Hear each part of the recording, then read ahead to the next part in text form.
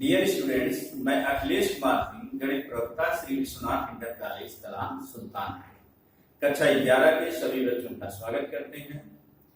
आज आप लोग देखिए कक्षा 11 के मैथ का 5वां चैप्टर सममित संख्याएं एवं द्विघात समीकरण के बारे में अध्ययन करेंगे। उससे पहले आप लोग संख्या के बारे में जान चुके हैं, बहुत सारी चीजें संख्या के बारे में आपको बताई गई है, जैसे आपका प्राकृतिक संख्याएं क्या होती हैं, वास्तविक संख्या क्या है, परिमेय संख्या क्या है, अपरिमेय संख्या क्या है। ऐसा ही यहाँ हम आज सममित संख्या के बारे में अध्ययन करेंगे। तो जब जब हमें संख्या की आवश्यकता पड़ी तब तक उसकी नई नई खोज आती गई।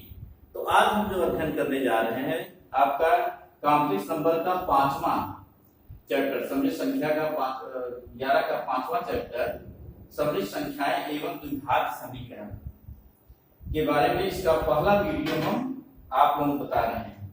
यहाँ पर आप ध्यान दीजिए, सममित संख्या का परिचय, introduction of a complex number. इससे पहले आप जो संख्या के बारे में अध्ययन कर चुके हैं उसके बारे में हम कुछ चर्चा करते हैं। जैसे यदि यहाँ देखिए ए और बी दो पूर्णांक है, तो पहला क्वेश्चन आपको क्या लिखिए, x plus a equal to b if a is greater than a b से बड़ा है, implies यहां से अगर x की वैल्यू हम फाइंड करते हैं तो x equal to b minus a, b minus a is an integer, यह एक पूर्णांक होगा। क्या होगा? एक पूर्णांक होगा। b में से a की वैल्यू माइनस कर दिया जाए, ये क्या आएगा?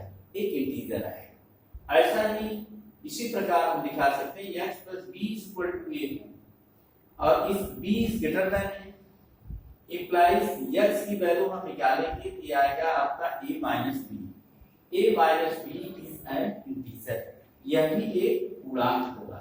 b minus a और a minus b दोनों आपका क्या होगा? एक पूर्णांक होगा, ये इंटीजर होते हैं।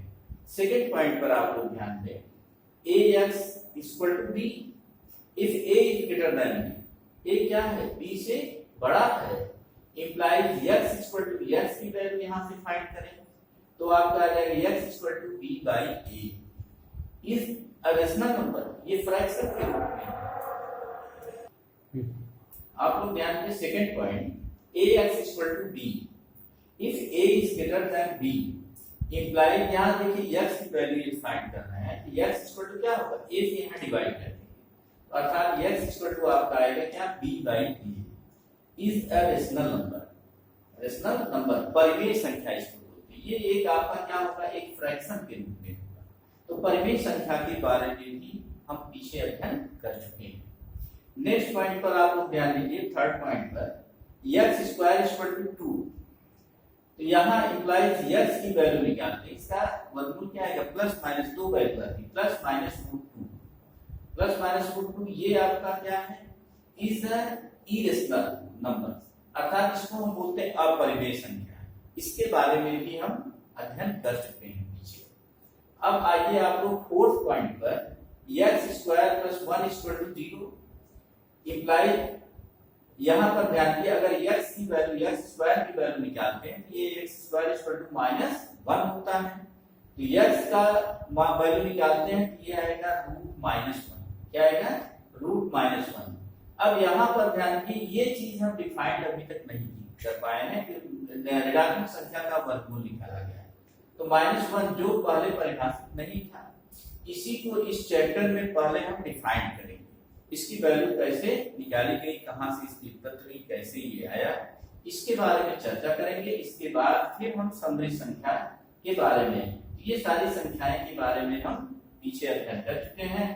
आज x equal to root minus 1 अर्थात ऋणात्मक संख्या के वर्गमूल के बारे में चर्चा करते हैं। अब यहाँ पर आप लोग ध्यान दें, जैसे आप लोग पीछे पढ़े हैं, वास्तविक रियल नंबर क्या होता है? रियल नंबर, परिमेय अपरिमेय संख्याएं, सभी संख्याएं क्या होती हैं? ये रियल नंबर, वास्तविक संख्याएं, ये हम लोग पीछे अध्ययन कर चुके हैं।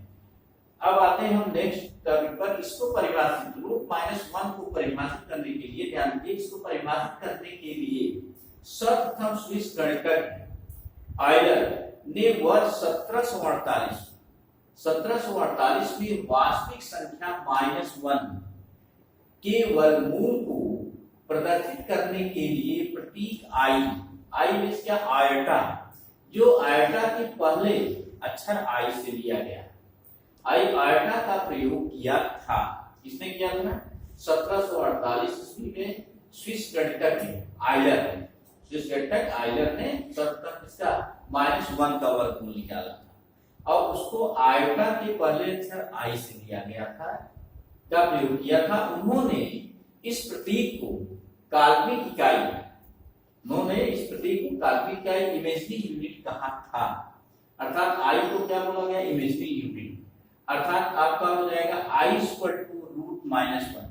अर्थात √-1 का 1 को हम क्या लिख सकते हैं? आई। यही आपका आयटा होगा। या इसी का अगर स्क्वायर करते हैं तो आई स्क्वायर इक्वल टू -1 होता है। तो ऋणात्मक अर्थात -1 का वर्गमूल क्या हो गया? आई को काल्पनिक इकाई या इमेजरी यूनिट भी बोला जाता है। अब आते हैं इसी के आगे चर्चा हम करते हैं आई के पूर्णांकीय घात। आई का आयटा का के पूर्णांकीय घात, इंटीग्रल पावर ऑफ आयटा। यहां पर ध्यान दीजिए, हम जानते हैं कि आई इक्वल टू √-1। अब -1 का वर्गमूल हम निकाल चुके हैं, या इसी को लिख सकते हैं आई स्क्वायर इक्वल टू -1। हम जानते हैं कि आई इक्वल टू √-1 या आई स्क्वायर, इसका स्क्वायर कर दे तो आई स्क्वायर इक्वल टू -1। इसलिए आई की और बड़ी घात ये निकाल रहे हैं। आई क्यूब की value i cube equal to i square into i, या यहाँ पर देखिए आई स्क्वायर की वैल्यू अभी हम निकालेंगे क्या होता है? -1। आई स्क्वायर प्लेस पर -1 into i, -1 into i equal to -i। ऐसे ही हम निकालते हैं आई की पावर 4 की वैल्यू, आई की power 4 equal to i square into i square. I square की वैल्यू -1 इंटू आई स्क्वायर की वैल्यू -1। माइनस का मल्टीप्लाई प्लस होता है, 1 इंटू 1 अर्थात ये किसके इक्वल होगा? 1 के इक्वल होगा। अब आप लोग यहाँ पर ध्यान दीजिए, अब हम आई क्यूब की डायरेक्ट वैल्यू क्या रख सकते हैं? -i, या आई की पावर 4 की डायरेक्ट वैल्यू क्या रख सकते हैं? 1 रखा जा सकता है। अब आप लोग ध्यान दीजिए, यदि आई की पावर क्या 4 से बड़ी, तब हम इसको कैसे कैलकुलेट करते हैं? यहाँ पर थोड़ा सा आप लोग ध्यान दें। अगर यदि n is greater than 4, n की वैल्यू क्या है? 4 से बड़ी पूर्णांकीय घात, तो i की पावर n क्या है? n की वैल्यू 4 से बड़ी। 4 से बड़ी क्या मतलब? 5 हो, 6 हो, 7 हो, 1001 हो, बहुत बड़ी वैल्यू हो, तब भी हम कैसे फाइंड कर सकते हैं? तो i पावर n का मान ज्ञात करने के लिए n को 4 से भाग करके, 4 से डिवाइड करके निम्नलिखित में से किसी एक रूप में लिखते हैं। यहाँ पर ध्यान दीजिए, 4 से भाग करेंगे तो ये आपका पहले n इक्वल टू 4m ये रख दिया जाए, या n equal to 4m plus 1 या n equal to 4m plus 2 या n equal to 4m plus 3। ऐसे ही हम और बड़ी घातों के रूप में लिख सकते हैं। तो नेक्स्ट पर आप लोग ध्यान दीजिए, यदि हम वैल्यू क्या ले रहे हैं? यदि n की वैल्यू हम 4m ले रहे हैं, n इक्वल टू 4m, तब i की पावर n इक्वल टू क्या होगा? n के प्लेस पर आप क्या रखेंगे? 4m। अब i की पावर 4m, यहाँ 4m को हम क्या लिख सकते हैं? i की पावर 4 ये ब्रैकेट में करके m करते हैं, तब भी ये क्या होगा? i की पावर 4m ही होगा। अर्थात i की पावर 4 की वैल्यू अभी हम निकालें, कितना आया? 1 आया, तो 1 पावर m हो जाएगा। 1 पावर m, 1 की कोई भी घात यदि हो वह किसके इक्वल होती है? 1 के ही इक्वल होती है। अर्थात i power n, i power 4m की वैल्यू क्या आ गई? 1 आ जाएगी। ऐसे ही यदि n की वैल्यू हम ले रहे हैं, यदि n equal to 4m plus 1, तो अब यहाँ पर ध्यान दीजिए, i की power n equal to i की पावर n की वैल्यू क्या है? 4m प्लस 1 इक्वल टू, अब यहाँ पर देखिए इसको अलग अलग रूप में हम कर ले रहे हैं, तो i की पावर 4m एक साथ कर लें इंटू आई, यहाँ से चूंकि आधार जब बराबर है तो घातें जुड़ जाती हैं, इसको हम लिख सकते हैं आई की power 4m into i equal to, अभी हम निकाले आई की पावर 4m की वैल्यू क्या निकाली गई है? 1, तो यहाँ पर हम 1 लिख सकते हैं। 1 into i is equal to i. ऐसे ही यदि n equal to 4m plus 2, 4m plus 2 रखते हैं तो i power n equal to क्या हो जाएगा, आई n के प्लेस पर क्या हो गया 4m प्लस 2। तो यहाँ पर ध्यान दिए इसको भी हम अलग अलग कर ले रहे हैं, आई पावर 4m इंटू यहाँ पर क्या है 2, तो ये इंटू क्या हो जाएगा आई स्क्वायर, क्योंकि ये भी क्या है आधार अगर सेम है आपका तो घाते जुड़ जाती है। Equal to I power 4m की वैल्यू क्या निकाली गई है 1, यहाँ पर आपका 1 हो गया into i square equal to 1 into i square की वैल्यू क्या है -1, 1 इंटू -1 इक्वल टू आ जाएगा कितना -1। ऐसा ही यदि n equal to 4m plus 3 लेते हैं तो आई तब आई पावर n के प्लेस पर कितना हो गया 4m प्लस 3, तो i power 4m plus 3 equal to, इसको भी हम दो पार्ट में कर ले रहे हैं, ध्यान दीजिए आई की पावर 4m इंटू आई की पावर 3। तो ये आप लोग ध्यान दीजिए आई की पावर 4m की वैल्यू 1 होती है, यहाँ हो गया आई क्यूब इंटू आई क्यूब। अब यहाँ पर 1 इंटू आई क्यूब को हम क्या लिख सकते हैं, इसको दो पार्ट में कर दिए, देखिए आई स्क्वायर इंटू आई, आधार बराबर है जाते जुड़ जाएंगे, ये 3 आ जाएगा। तो यहाँ पर 1 इंटू आई स्क्वायर की वैल्यू क्या -1 है, तो -1 इंटू आई स्क्वायर की वैल्यू क्या -1 इंटू 1 इक्वल टू क्या हो गया -1 इंटू आई, तो ये आपका आ जाएगा -i, अर्थात किसकी वैल्यू आई की पावर 4m प्लस 3 की वैल्यू क्या आ गई -i आ गई। आई के ऋणात्मक पूर्णांक की घात, अभी तक जो हम पढ़े हैं ये धनात्मक पूर्णांक की घात है, तो यहाँ पर हम आई के ऋणात्मक पूर्णांक की घातों के मान निम्नवत ज्ञात किए जा सकते हैं। ये ऋणात्मक आई की घात हो तो आई पावर -1 इक्वल टू, इसको हम लिख सकते हैं 1/i इक्वल टू, अब यहाँ पर ध्यान दीजिए क्या किए हैं, अंश और हर में कितने से मल्टीप्लाई, अंश और हर में आई से मल्टीप्लाई किए हैं, तो यहाँ पर i इंटू 1 इक्वल टू क्या हो गया i, अब नीचे i into i equal to क्या हो गया आई स्क्वायर। अब यहाँ पर आप ध्यान दीजिए ऊपर आपका i है, आई स्क्वायर की वैल्यू अभी हम लोग निकालें कितना आता है -1 आता है, तो i अपान -1 इक्वल टू क्या आ गया -i माइनस। अब नेक्स्ट पर ध्यान दीजिए आप लोग, यदि i की पावर -2 इसको हम क्या i power -2 equal to 1/i square, घात ये नीचे इसको कर रहे हैं ये पॉजिटिव हो जाता है 1/i स्क्वायर इक्वल टू, अब इसमें गुणा भाग करने की जरूरत नहीं है क्योंकि हमें आई स्क्वायर की वैल्यू पता है, तो 1/i स्क्वायर की वैल्यू क्या है -1 इक्वल टू 1/-1 ये किसके इक्वल होगा -1 के इक्वल होगा। ऐसा ही हम i पावर -3 की वैल्यू निकाल लें, i पावर -3 को क्या लिख सकते हैं 1/i पावर 3 लिखा जा सकता है इक्वल टू i। अब यहाँ पर आपको ध्यान दें क्या किया गया, यहाँ पर i से अंश और हर में न्यूमरेटर और डिनोमिनेटर क्या है मल्टीप्लाई किया गया, तो i into 1 equal to i power cube में i से मल्टीप्लाई करेंगे ये आएगा i की पावर 4, तो यहाँ पर आपका आ जाएगा i पावर 4 की वैल्यू क्या होती है 1 होती है, तो i अपान 1 इक्वल टू कितना आ गया i, तो i पावर -3 की वैल्यू क्या आ गई i है। ऐसा ही हम क्या निकाल सकते हैं i पावर -4 की value equal to i power -4 को हम लिख सकते हैं 1/i की पावर 4 इक्वल टू, अब यहाँ पर ध्यान अंश में गुणा करने की जरूरत, अंश और हर गुणा करने की जरूरत नहीं है, यहाँ पर i पावर 4 हम डायरेक्ट वैल्यू रख दे रहे हैं इक्वल टू 1/i पावर 4 की वैल्यू क्या है 1 है, 1/1 इक्वल टू 1 आ जाएगा। तो यहाँ तो ये i के बारे में चर्चा की है, ये हमको लग रहा है सब लोग समझ भी गए हैं।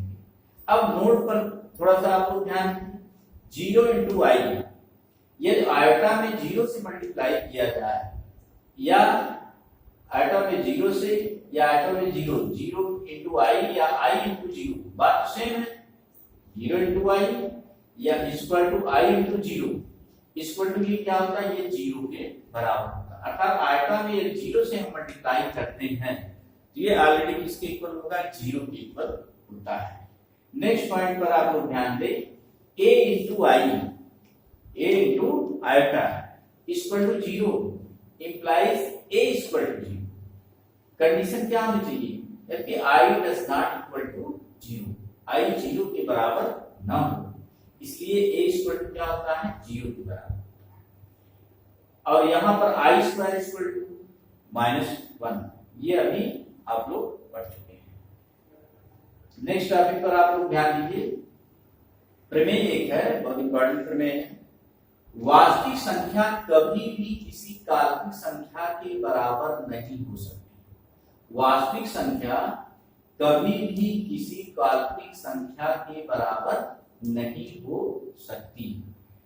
इसका प्रूफ आप लोग ध्यान दें, इसको कैसे प्रूफ किया गया।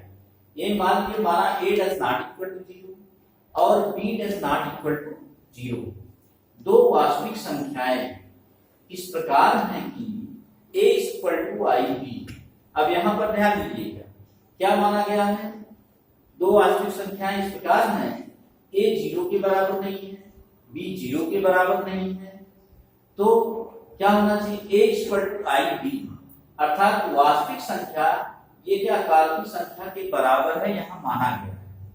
अब यहां पर ध्यान दीजिए क्या कर रहे हैं, इसके दोनों पक्षों का हम स्क्वायर करते हैं, वर्ग करते हैं, तो आपका a स्क्वायर इधर होगा इक्वल टू ib का स्क्वायर करेंगे तो आपका यहां हो जाएगा i स्क्वायर b स्क्वायर, दोनों पक्षों का स्क्वायर करेंगे। तो यहां पर आप लोग ध्यान दीजिए a square equal to i square की वैल्यू क्या होती है, -1 होती है। ये आपका a square equal to -b square, i square equal to -1। अब यहां पर आप दे रहे -b को अगर पक्षांतर हम कर रहे हैं तो इंप्लाइज क्या होना चाहिए, a square plus b square equal to 0, a square plus b square equal to 0। ये a और b क्या है, ये वास्तविक संख्याएं मानिए, इंप्लाइज क्या होगा a इक्वल टू 0 तथा b इक्वल टू 0। अब यहां पर आप लोग ध्यान दीजिए, दो वास्तविक संख्याओं के वर्गों का योगफल 0 के बराबर कब होगा, जब ये संख्याएं अलग अलग 0 के बराबर होंगी। यही आपको दिखाया गया, क्योंकि हम जानते हैं कि दो वास्तविक संख्याओं के वर्गों का योगफल केवल तभी शून्य होता है जब वे संख्याएं अलग अलग शून्य होती हैं। परंतु यहाँ पर दिया क्या गया, माना क्या गया, a does not equal to 0, b does not equal to 0, a does not equal to 0 तथा b does not equal to 0। अतः हमारी कल्पना, यह कल्पना गलत है कि a इक्वल टू ib, अर्थात कोई भी वास्तविक संख्या काल्पनिक संख्या के बराबर नहीं हो सकती, a does not equal to ib। तो चूंकि हम यहाँ पर क्या माने हैं, a does not equal to 0, b does not equal to 0, तो हमारी कल्पना ये गलत है, a इक्वल टू ib, अर्थात क्या होना चाहिए, a does not equal to ib, अर्थात कोई भी वास्तविक संख्या किसी काल्पनिक संख्या के बराबर नहीं हो सकती। नेक्स्ट प्रमेय पर आप लोग ध्यान दें, यदि a और b धन वास्तविक संख्या है तो, ये ध्यान दिए बहुत इंपॉर्टेंट प्रमेय है, यदि a और b धन वास्तविक संख्याएं हैं तो under root -a into under root -b equal to minus under root ab। ऐसा आप लोग यहाँ पर ध्यान दें, पहली बार देख रहे हैं, ऐसे आपको ये भी रूट में है, दोनों रूट में करके माइनस माइनस का मल्टीप्लाई प्लस होता है, रूट a भी लिख सकते हैं। लेकिन अब यहाँ पर चूंकि ऋणात्मक संख्या का वर्गमूलम -1 का वर्गमूलम निकाल चुके हैं, इसलिए ये क्या होगा, यदि a और b दोनों क्या है, धनात्मक धन वास्तविक संख्या है, तो root minus a into root minus b equal to क्या होगा, माइनस रूट ab होगा। अब इसका प्रूफ पर ध्यान दें, यहाँ पर रूट माइनस a को आप क्या लिख सकते हैं, -1 इंटू a, और रूट -1 इंटू a, और रूट -1 की वैल्यू क्या होती है, i होती है, तो i हम बाहर कर लें, i रूट a हो जाएगा। तथा यहाँ पर ऐसा ही कर लें, रूट -b आपका है, तो इसको हम लिख सकते हैं रूट -1 इंटू b, और रूट -1 की वैल्यू क्या होती है, i होती है, और ये रूट b ऐसा करना है, i रूट b हो जाएगा। अब हम अगर यहाँ पर ध्यान के लेफ्ट हैंड साइड लेते हैं, या यहाँ पर root -a into root -b की वैल्यू निकालनी है, इक्वल टू क्या हो जाएगा, रूट -a की वैल्यू हम क्या निकाले हैं, i रूट a निकाला गया है, रूट माइनस बी की वैल्यू क्या निकाली गई है, आई रूट बी निकाली गई है। अब यहाँ पर आई का मल्टीप्लाई क्या होता है, आई स्क्वायर होता है। I square root a into root b दोनों रूट में है, इसको एक साथ कर सकते हैं, तो i square root a b होगा is equal to i square की वैल्यू क्या है, -1, यहाँ आई स्क्वायर प्लेस पर -1 into root a b, already ये क्या आ जाएगा, -1 into root a b equal to minus root a b, अर्थात क्या है, root minus a into root minus b equal to किसके बराबर होगा, माइनस रूट ए बी के बराबर होगा, न कि रूट ए बी के बराबर होगा। लेकिन कंडीशन क्या होनी चाहिए, ए और बी धन वास्तविक संख्या होनी चाहिए, क्या होनी चाहिए, धन वास्तविक संख्या। अब आप लोग ध्यान दें, मेन टॉपिक पर हम आते हैं समृद्ध संख्या। मेन हमारा टॉपिक क्या है, समृद्ध संख्या, कॉम्प्लेक्स नंबर। समृद्ध संख्याएं क्या होती है, यदि आप लोग ध्यान दें यहाँ पर, यदि ए और बी दो वास्तविक संख्याएं हैं, यदि ए और बी दो वास्तविक संख्याएं हैं, तो ए प्लस आई बी, तो ए प्लस आई बी के रूट की प्रत्येक, ए प्लस आई बी के रूट की प्रत्येक संख्या समृद्ध संख्या कहलाती है। ध्यान दीजिएगा, ए प्लस आई बी ये आपका वास्तविक संख्या होती है, आई बी क्या है, ये काल्पनिक संख्या है। तो अगर इस तरह का कोई संख्या है इस फॉर्म की, तो वो संख्याएं क्या कहलाती, समृद्ध संख्या अर्थात कॉम्प्लेक्स नंबर कहलाती है। और इसका सिंबल क्या होता है, इसे जेड से प्रदर्शित किया जाता है, इसे जेड से प्रदर्शित किया जाता है। जैसे कुछ एग्जांपल आपको ध्यान में,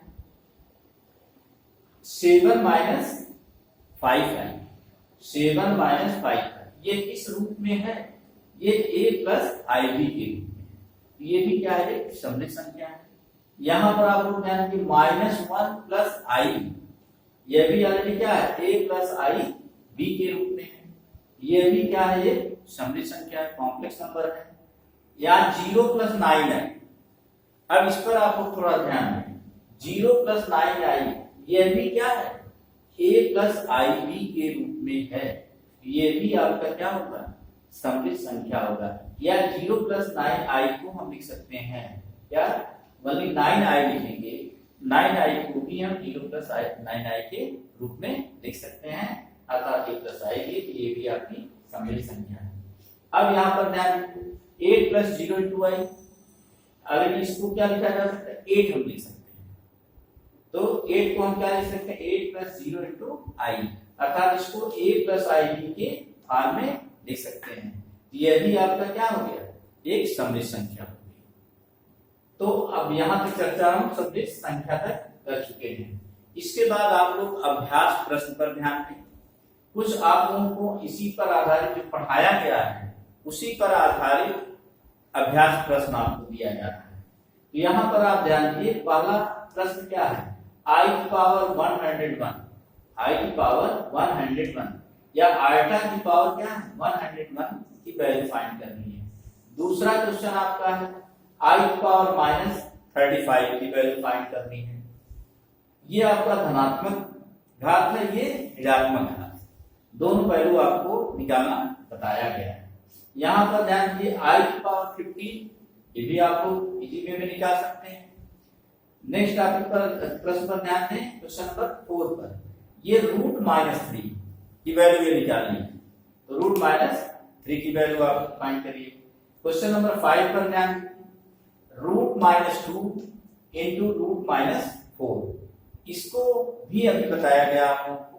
तो ये जो भी अभ्यास प्रश्न आप लोगों को दिया गया है वो क्या है, वो सब इसी पर आधारित है। पुनः एक बार इस टॉपिक में, इस वीडियो में क्या क्या कौन कौन सा टॉपिक बताया गया है, इसको रिवाइज कर दिया जा रहा है। आप लोग ध्यान दीजिए, ये समृद्ध संख्या का परिचय, ध्यान दें, समृद्ध संख्या का परिचय भी है। आप लोग इंटीजर गुणांक क्या होता है इसके बारे में आप लोग पढ़ चुके, और इसमें परिमेय संख्या के बारे में अध्ययन हम लोग कर चुके हैं, और अपरिमेय संख्याएं क्या होती हैं, ये सब इसमें हम जान चुके हैं। अब आप लोग ध्यान दीजिए, जो निकाला गया √-1 जो पहले परिभाषित नहीं है, अर्थात इसमें हम आयटा के बारे में, सर्वप्रथम आयलर ने 1748 ईस्वी में -1 का वर्गमूल निकाला, अब इन्होंने इस माइनस वर्ग के वर्गमूल को आई से प्रदर्शित किया, जो कि आयटा के शब्द पहले अक्षर आई से लिया गया, अर्थात आई क्या होता है, इमेजिनरी यूनिट होती है। आई इक्वल टू क्या होता है, रूट माइनस वन, अर्थात i square equal to minus one. या इसमें ध्यान दीजिए, आई की वैल्यू आई की बड़ी घात, जैसे आई क्यूब के बारे में चर्चा हम कर चुके हैं। आई क्यूब की वैल्यू क्या होती है, माइनस आई होती है। आई पावर 4 की वैल्यू क्या होती है, 1 होती है। इसी तरह आई की घात यदि 4 से बड़ी हो तब हम कैसे निकालते हैं इसको, इसके बारे में भी इस वीडियो में आपको बताया गया है। इसमें जैसे आई की पावर माइनस 1 की वैल्यू निकाली गई, ऋणात्मक वर्गमूल वैल्यू निकाली गई है, 1 अपान आई को हम क्या लिख सकते हैं, आई अपान आई से आंसर में गुणा करके आई अपान आई स्क्वायर, या आई स्क्वायर की वैल्यू माइनस 1 होती है, तो ये आई अपान माइनस 1 ये माइनस आई के इक्वल होता है। अब यहीं पर आप लोग आई पावर माइनस 2 की वैल्यू निकालें। आई पावर माइनस 2 की वैल्यू क्या होती है, माइनस 1 होती है। आई पावर माइनस 3 की वैल्यू आपकी आई होती है। आई पावर माइनस 4 की वैल्यू क्या होती है, 1 होती है। ये सारी चीजें हम लोग चर्चा कर चुके हैं। इसके बाद ध्यान दीजिए, 0 इंटू आई इक्वल टू आपका क्या होता है, आई इंटू 0, ये 0 के बराबर होता है। या a into i equal to आपका 0 है, a इक्वल टू 0 होगा, कब होगा, जब i does not equal to 0, या since a equal to 0, a 0 के बराबर होगा, या आई स्क्वायर की वैल्यू क्या होती है, माइनस 1 के बराबर होती है। अब इसमें ध्यान दीजिए, दो प्रमेय आपको बताई गई है। एक प्रमेय आपका वास्तविक संख्या कभी भी किसी काल्पनिक संख्या के बराबर नहीं होती है। इस प्रमेय को हम प्रूव कर चुके हैं, अर्थात यदि a और b क्या है, दो ध्यान दीजिए, a does not equal to 0, b does not equal to 0, दो वास्तविक संख्याएं हैं। इस प्रकार है कि a इक्वल टू ib, लेकिन मतलब वास्तविक संख्या क्या है, काल्पनिक संख्या के बराबर है। ये हम देखकर प्रूव कर दिए क्या, वास्तविक संख्या काल्पनिक संख्या के बराबर नहीं है, a does not equal to ib। और दूसरा प्रमेय आपका, ये a और b हर वास्तविक संख्याएं हैं, संख्या है, तो root minus a into root minus b equal to minus root a b, इसको भी हम प्रूव कर सकते हैं। अंत में ध्यान दीजिए, आप समृद्ध संख्याएं, समृद्ध संख्या क्या होती है, ए और बी दो वास्तविक संख्याएं हैं, तो a प्लस आई बी के साथ a प्लस आई बी के रूट की प्रत्येक संख्या समृद्ध संख्या कहलाती है, और जिसे हम z द्वारा प्रदर्शित करते हैं, से z द्वारा प्रदर्शित करते हैं। इसमें एग्जांपल भी आपको बताया गया है, जैसे 7 माइनस 5i, ये भी एक समृद्ध संख्या है। -1 प्लस i समृद्ध संख्या है। 0 प्लस 9i, ये भी समृद्ध संख्या है। 8 प्लस 0i, इस तरह की सभी संख्याएं समृद्ध संख्याएं होती हैं। अब आप लोग ध्यान दीजिए, नेक्स्ट वीडियो में समृद्ध संख्या के योगफल के बारे में पढ़ेंगे, और इसकी प्रॉपर्टी, समृद्ध संख्या का योग का गुणधर्म क्या होता है। गुणधर्म में जैसे समृद्ध संख्याएं संवर्ग नियम का पालन करती, योगफल समृद्ध संख्याओं का योगफल संवर्ग नियम का पालन करती हैं, क्रम विनिमय नियम का पालन करती हैं, आपका साक्षर नियम क्या होता है, ये सारी चीजें नेक्स्ट वीडियो में हम चर्चा करते हैं। धन्यवाद।